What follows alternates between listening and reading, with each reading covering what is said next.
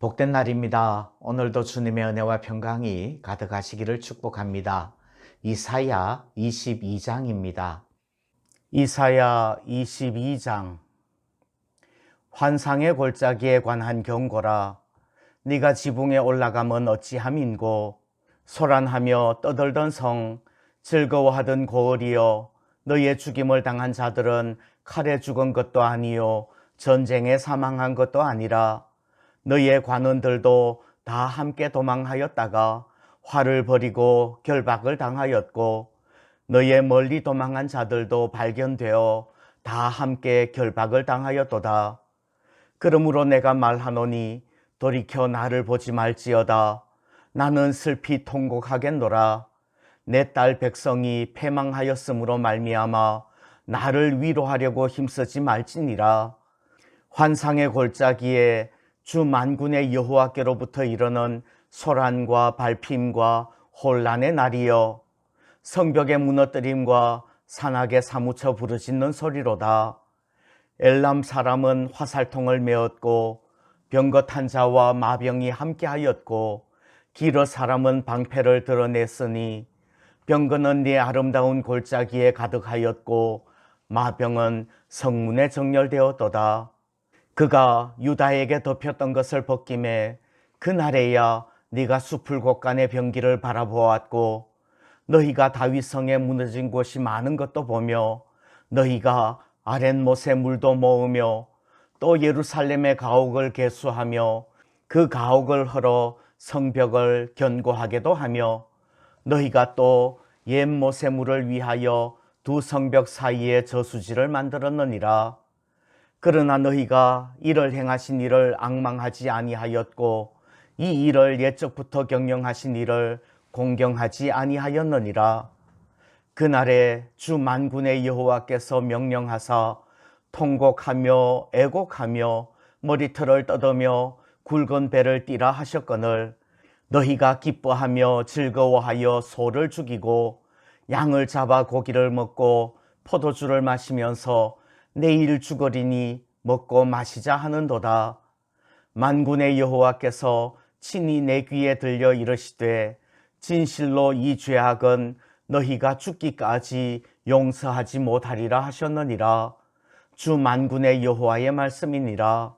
주 만군의 여호와께서 이르시되, 너는 가서 그 국고를 맡고 왕국 맡은 자 셈나를 보고 이르기를, 네가 여기와 무슨 관계가 있느냐? 여기에 누가 있기에 여기서 너를 위하여 묘시를 팠느냐? 높은 곳에 자기를 위하여 묘시를 팠고 반석에 자기를 위하여 처소를 쪼아내었도다. 나 여호와가 너를 단단히 결박하고 장사같이 세게 던지되 반드시 너를 모질게 감싸서 공같이 광막한 곳에 던질 것이라. 주인의 집에 수치를 끼치는 너여, 네가 그곳에서 죽겠고 내 영광의 수레도 거기에 있으리라.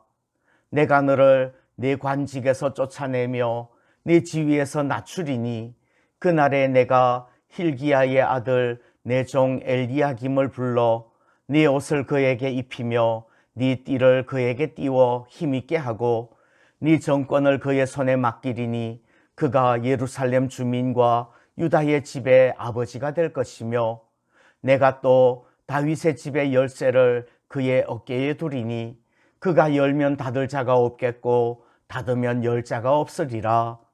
못이 단단한 곳에 박힘같이 그를 견고하게 하리니, 그가 그의 아버지 집의 영광의 보좌가 될 것이요 그의 아버지 집의 모든 영광이 그 위에 걸리리니, 그 후손과 족속되는 각 작은 그릇 곧 종지로부터 모든 항아리까지니라. 만군의 여호와께서 이르시되, 그날에는 단단한 곳에 박혔던 못이 사그리니 그 못이 부러져 떨어짐으로 그 위에 걸린 물건이 부서지리라 하셨다 하라. 나 여호와의 말이니라. 아멘. 1절에 환상의 골짜기는 예루살렘에 대한 표현이에요.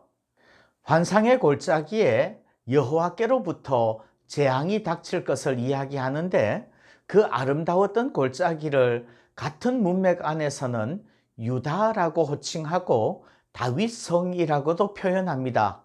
그리고 10절에서는 예루살렘이라고 말하지요.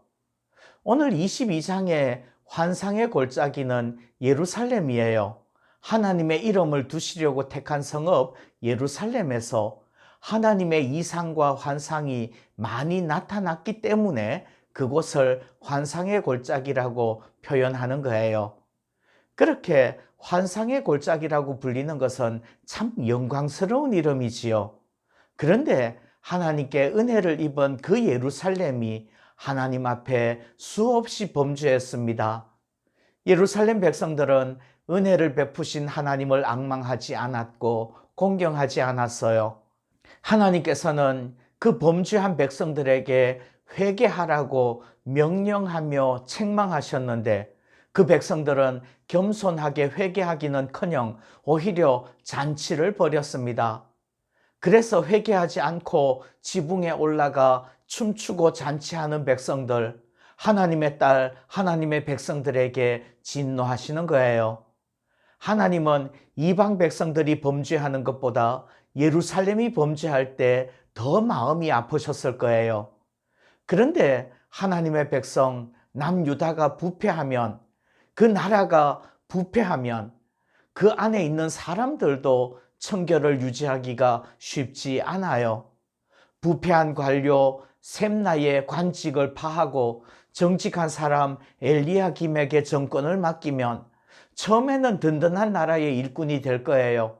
그러나 점점 힘이 강해져서 무소불위의 권력을 가지게 되면 단단한 곳에 박혔던 못이 사가 부러지는 것처럼 부러질 겁니다. 그러면 그 못에 걸린 물건들이 다 떨어져서 부서지지 않겠습니까? 예루살렘은 엄청난 하나님의 은혜를 받은 성읍이에요. 수많은 환상을 통해 하나님의 뜻을 보여주셨어요. 그렇게 특권과 복을 누리는 만큼 하나님의 거룩함에 대한 책임과 의무도 있는 겁니다. 하나님을 알고 하나님의 뜻을 알면서 죄를 짓는 것은 더 나쁜 거예요. 오늘도 하나님의 뜻을 아는 성도답게 정직하고 거룩하게 살아내는 하루가 되시기를 축복합니다. 기도합니다. 환상의 골짜기 예루살렘을 향하여 기대하시는 하나님, 성도인 우리가 하나님의 기대에 어긋나지 않게 하시고 하나님의 환상을 본 백성답게 거룩하고 경건하게 살게 하옵소서. 그리하여 예루살렘이 하나님의 찬송이 되는 것처럼 우리를 통해 하나님의 영광이 드러나게 하옵소서. 예수님의 이름으로 기도합니다. 아멘.